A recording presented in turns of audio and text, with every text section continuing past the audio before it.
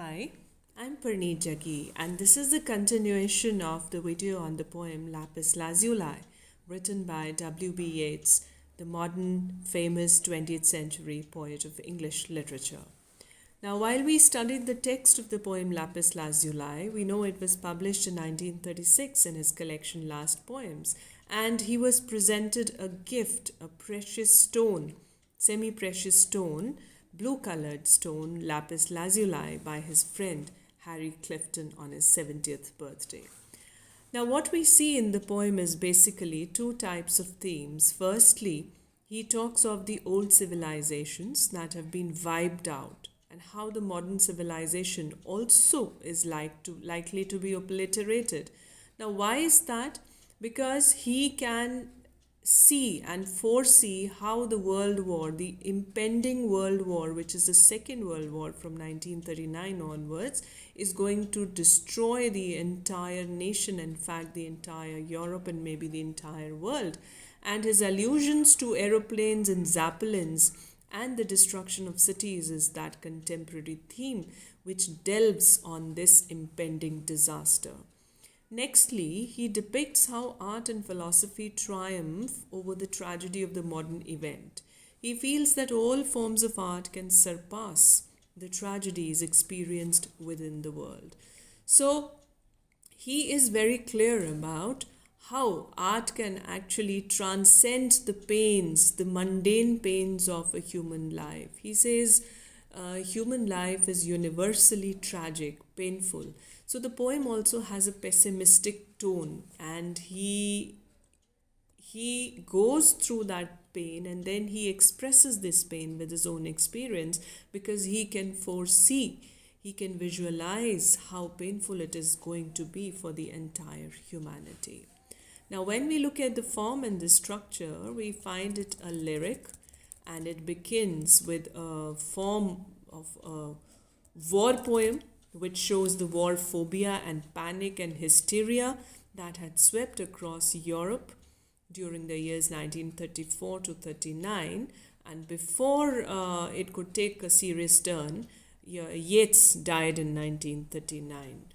Now, the rhyme scheme of the poem varies depending on the length of the stanza, and it follows an alternative rhyme pattern. For example, in the beginning, we have the account of the war, and later on, he takes up more of the actors and dramas and account of the stone and then the scenes which is carved on the stone. So, with the thematic changes, we see a little change in the form and structure of the poem also. Now, Yeats begins the poem Lapis Lazuli with a pessimistic tone. But as the poem progresses, it becomes more of contemplative, and then towards the end, when he comes to the artist and the ascetic, it becomes optimistic. Now, the poem is written in the form of an argument, and it's a response to those hysterical women who are worried about the impending war and they've lost faith in an art. So, the way he brings in tragedy, regeneration, and the carving, it substantiates the subject of the poem. Now, when we talk about the poetic devices, we find imagery, of course. We have several images, and we have beautifully a glorified image of the lapis lazuli, in which the poet pictures how these three travelers, the ascetic and the two other people, represent their joy.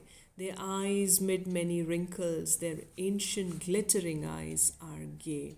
So these are the Chinese people who received happiness and gaiety from music, although he said that it is a song of melancholy. But the poet pictures how they represented this joy through their facial expression. Then in the fifth stanza also, the poet personifies the men in the carving. He imagines them to be sitting on a mountain and take a deep, vast look at the scenery around them. There on the mountains and the sky and all the tragic scenes, they stare. Then there is a bird image. Now this is a symbol again, the long-legged bird. It appears on the carving, and it is interpreted by the poet to delineate a life of longevity. So we see it comes as a symbol. they are compared, this symbolism in this line, over them flies a long-legged bird, a symbol of longevity. It juxtaposes with the narrow human's lifespan. So they are compared to the Japanese haiku, something more eternal and enduring.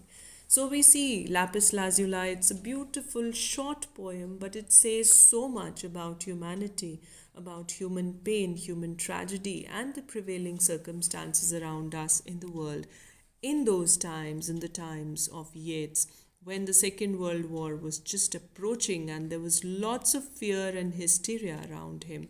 But finally, Yeats succeeds in concluding that art is something which wins and which gives you eternal joy. So this was a brief analysis of Yeats's poem Lapis Lazuli. So stay tuned for the next video. Thank you for now.